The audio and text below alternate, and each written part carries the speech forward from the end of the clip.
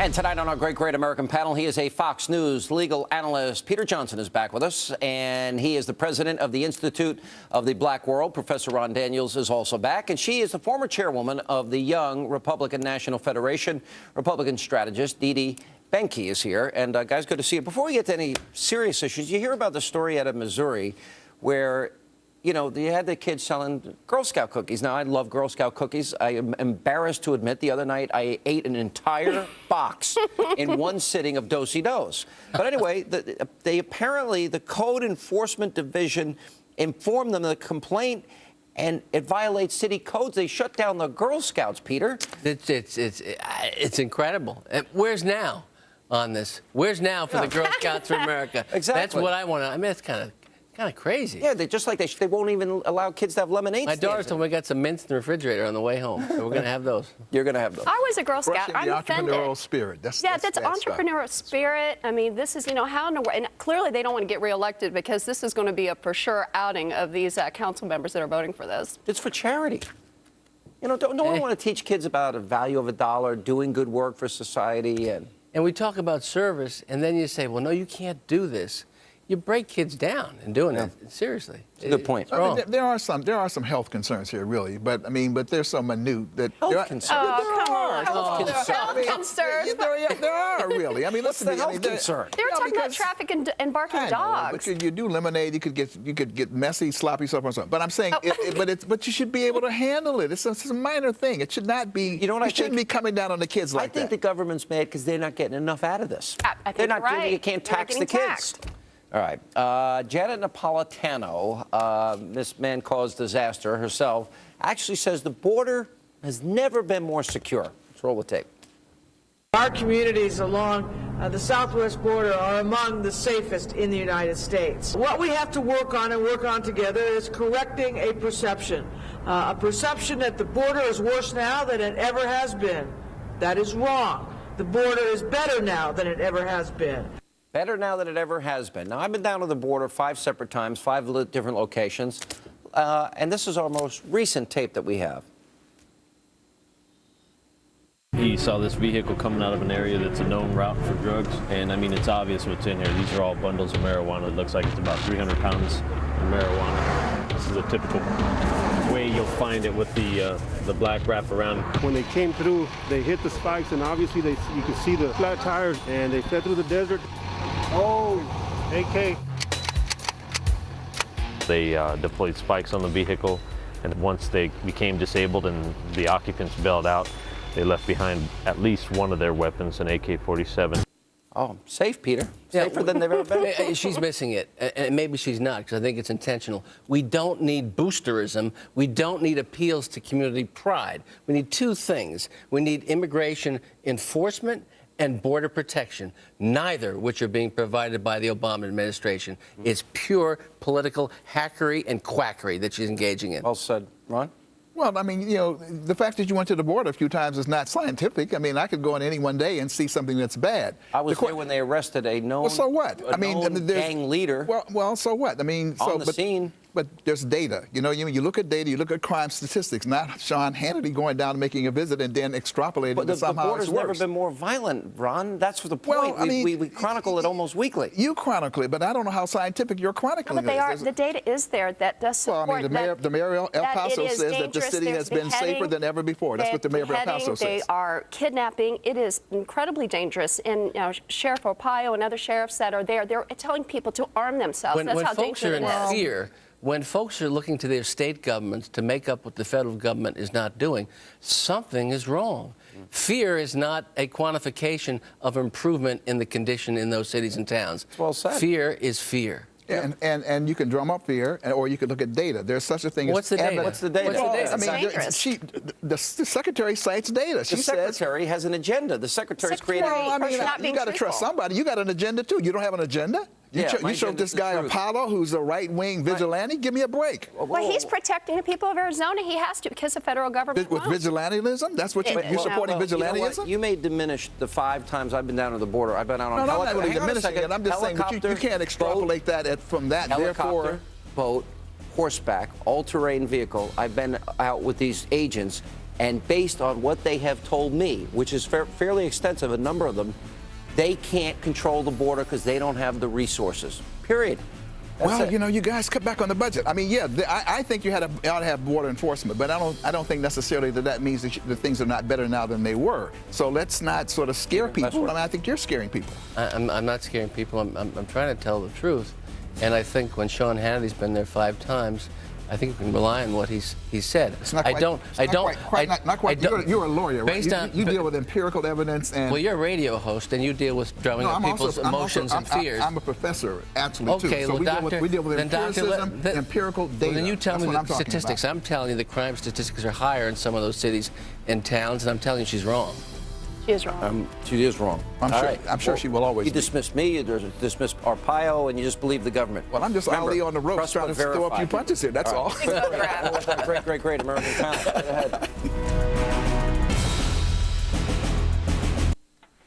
And we continue now with our great American panel. All right, let's look ahead. We're now heading into a process where we're going to have all these Republicans vying for this nomination. And a couple of interesting names now have come up. We were talking about one before, and that was Donald Trump. What do you think of Donald Trump? I think Donald Trump's great. I don't know why people are dismissing him. I mean, this is a big American success story, and he's polled well against Obama, and I really think people are wrong to discount him. He could win it if he runs. Since he brought up this issue of the birth certificate on The View, he's now in a tie for 5th place, 2 points behind Sarah Palin. What does that mean? Well, Sarah Palin is not in particularly good shape. She's plummeting. I mean, what Donald Trump, he'll fire the whole country, man. I mean, I don't see Donald. This is not serious. Donald Trump, this is a big publicity stunt. He's a great guy doing his television thing. It's all about that. Donald Trump doesn't want to be president of the United States. He's a superb communicator, and I think what he's touching on is reality. And he's saying a lot of things that people think that might be afraid of saying or can't articulate in the kind of straightforward way that he does. I don't believe he'll run. Like Obama's not an American? In the end. Like he's not, he didn't say that. He didn't say that, Professor. He actually said he believed that he was born in America. He said the opposite. Just provide the certificate so we can move on. Yeah, but he said there's a lot of common sense in what he says. I don't believe he'll run because I don't think he could endure it. But the question is, what happens if he does? I think he could win. Who knows? You never know. It's a mixed bag this time. What are we to make of the question he's raising? You know, John McCain had questions about whether he was born in America. Dick Cheney had to prove his residency in Wyoming. If we want to take it back further, other presidents have been questioned about their residency. What's wrong with asking about, okay, can you just show us the birth certificate? I was born in the same year as the president, 1961.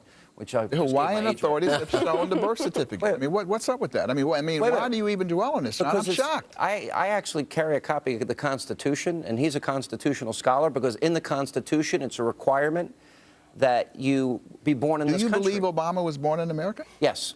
I believe he has been. Well, so that's the end of it. Well, I don't get to make the final decision, but the answer is: do I think he was? Yes. Do I think this is odd that they won't produce the birth certificate? Well, it's beginning to get odd to me. I think what I didn't particularly care for is Ms. Goldberg was trying to characterize it in terms of dividing us along racial lines. His response. Whoopi Goldberg. Yeah, in terms of what he was saying, it's not a racial based question to ask. Right. If that is an issue in some folks' mind, then it's an appropriate issue to be answered.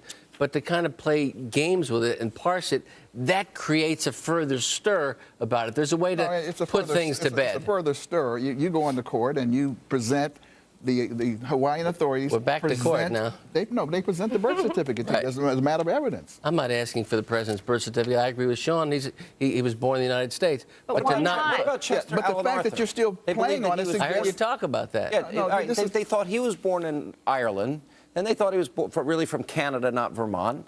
But the question, Whoopi Goldberg was saying this has never happened to any other president, but it has actually. Of course. Well, the issue is, has it been raised recently with other presidents? It hasn't. John McCain, though, they wanted to know if he was born in Panama. That's correct. And I guess he was born in the military base there, so it made him yeah, but why not produce it? It's so easy. Here it is, on TV, on billboards, whatever. Why not just bring it up? Why not show it? It's been shown time and time again. Do we trust the Hawaiian authorities or not? I don't understand this. There is a problem here. But it's There's so easy something to going say, on here here you go. that people keep talking about this birther thing, and there's a significant number of people believe into it. Why haven't they just produced the certificate They signed, have. sealed, They've and shown it. You delivered? can go see it. Anybody can go see it, just like you can see a copy That's not true. Why can't you? It's not true. Because It's they never been haven't shown. allowed anybody to see it. That's the point. It's never been I know. shown. It's that. See, you're agreeing with me. It's odd. It is odd. It's very odd. I have seen it on television. I've seen documents that this here's is the birth problem. In certificate. Barack Obama's book, he spent many of his young years in Indonesia, and he studied the Quran, and he went to a Muslim school. Yeah, and These are that's his own probably the words. problem. No, There's no, all no, this I believe suspicion he's a about is he Christian. really true? No, this isn't Huckabee conspiratorial. comes up and talks about he's really from somewhere else. I mean, come on, there's a whole thing going on here about He spent years Obama, in Indonesia. right? It's a fact. And while he spent those years there, he read the Quran. He said the most beautiful thing is prayers at sunset. In that sense, just answer the question. Let's get out of this. This is stupid. Yeah, but it is a read about you. You're worried about the Quran, aren't you, Sean? No. I'm saying that he. Just show us the birth certificate. It's that easy. You were enjoying yourself tonight, a little too much. All right, when we come back, Lisa Ling is on the fight against heroin in America's heartland. Thanks to all of you. More on Hannity coming up straight ahead.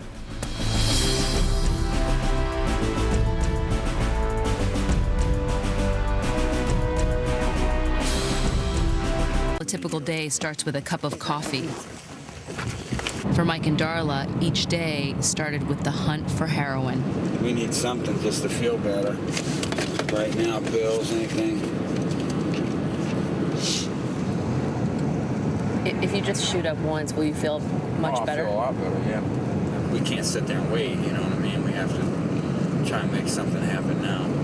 To be with Mike and Darla, even for a day, was to be pulled into the desperation of their need, which is how I ended up on a drug run to Columbus in a van with their 1-year-old son. Now, that was a clip from an upcoming episode of Our America with Lisa Ling, which is set to air on the Oprah Winfrey Network. Now, in this, Lisa delves deep inside the world of heroin abuse and chronicles what it takes for Americans, like the couple you just saw in that clip, to overcome this highly addictive substance. Now, watch this. I arrive in New York City to meet up with Mike and Darla. The last time I saw them together, they were strung out and hoping to leave Richland County. How are you doing? I'm good. How are you guys? You look so good. Okay, you guys look completely different. You look great. I mean, the last time I saw you guys in Ohio. We were pretty slim. Last time we seen you, we was hunting for drugs, you know. Have you been clean this whole time? The entire time, 18 months. And here with more on her incredible 2-year journey is the host of Our America with Lisa Ling. All right, you know what's amazing? You do this report on black tar heroin. I want you to explain what it is, because in a very wealthy community on Long Island, this is a problem. Well, we focus on this epidemic in central Ohio, but the reality is that it's happening all over this country. And ultimately, I blame our addiction to pills, but a lot of the people who became addicted to black tar heroin first became addicted to prescription painkillers like OxyContin. Right. In the case of this family, and you saw a mother and a father, all 3 kids are addicted to heroin, and it started because the father hurt his back and got OxyContin. And then the price of OxyContin started to skyrocket in this part of Ohio, and a cheaper alternative made itself available in black tar heroin. Right, and explain what black tar, what specifically that is, because there's... It's like a sort of a gelatinous substance, and what users do is they will burn it in a spoon, and then it becomes a liquid. They draw it up in a needle. Exactly, and they inject it. So really, they start out because I guess the feeling that the drug gives them, then the addiction comes, and then they need it just to sustain themselves. And that's all they care about. I mean, this was a family that was making like $100,000 a year and fairly successful in their community. And once they all got addicted, it's almost impossible without help. Eventually, they run out of money. Eventually, they assume they can't function, so they can't work like they used to work. So is there a period of time where they're almost like functioning alcoholics or functioning heroin addicts, well, and then that changes? Interestingly enough, what these addicts say is that they needed heroin to have any kind of normalcy. And some drug addicts that you are familiar with, like Charlie Sheen, he said the same thing. Yeah. Like, you actually become so... Well, he said he was able to bang 7 grams, and by the way, dying's for amateurs. And people couldn't tell. And with a drug like heroin, you can maintain this level of normalcy, and heroin addicts will continue doing it because otherwise their body goes into this state of Could you shock. see the change in them immediately when they took the drug? Oh yeah. You can see the change. Oh yeah, because when they're starting to come off, their whole body, they start to get the chills and they start to sweat profusely. And once they took a hit, all the pain went away. How and that's long the danger. how long does that last, and how expensive is it? Well, the price fluctuates, but for a little balloon, they were paying like $25 to $40, and the people that we interviewed needed like 4 or 5 balloons. And so what was interesting about the region we were looking at is if you saw thefts on the police record, generally those always had to do with heroin. Let me go back to the beginning here when you talk about the father in this particular story, this case that you're following, had a genuine medical condition, is given pain pills, addiction occurs, and that's where it all started. And then it expands to the rest of the family. Don't we overprescribe these pain pills? You know, the Percocets, the, I don't even know the names of them all, but the OxyContin is one of them. And that's actually an area that I think law enforcement needs to really crack down on more. Vicodin is another one. These people in Ohio told me that they could give me a list of doctors right now. And you can go in and get a prescription. You can go in and fake some kind of ailment, and you could get a prescription right there. But in that community, law enforcement is just too overtaxed to conduct these kinds of So all you have to say is, oh, my back hurts, and you get a prescription? They say, I mean, the fact that all of an entire family could initially go in and get prescriptions, I mean, they said they could give us a list of doctors. And in fact, I know people who say the same thing in different parts of the country. That's the dirty little secret here, the overprescribing of prescription medicine. All right, I've never met Oprah, but I've always liked her. And I know she doesn't agree with me politically. Right. Well, neither do I. What? What do you mean neither do you? I think we probably differ politically, but I appreciate you having me on to discuss. What do you mean we differ politically? So that means I need some time alone. I got to, you know, we got to figure out where you went wrong We'll have a chat. side. You mean where you went wrong? But then, But I mean, so how do you like working for her and the network? Do you spend a lot of time with her? I don't spend a lot of time with her, but I feel so honored to work with her because she truly has such incredible intentions. And to work for a woman who rarely asks, how is it going to rate? And rather, what's the intention going to be is pretty unprecedented. And for me, I'm seizing this opportunity because I don't think I'd be able to do this kind of work anywhere else. Well, you do terrific work. I'm going to work on your political point of view. We'll have a chat. We'll have a chat. All right, Lisa, thank you. And that is all the time we have left this evening. As always, thank you for being with us, and I hope you have a great weekend.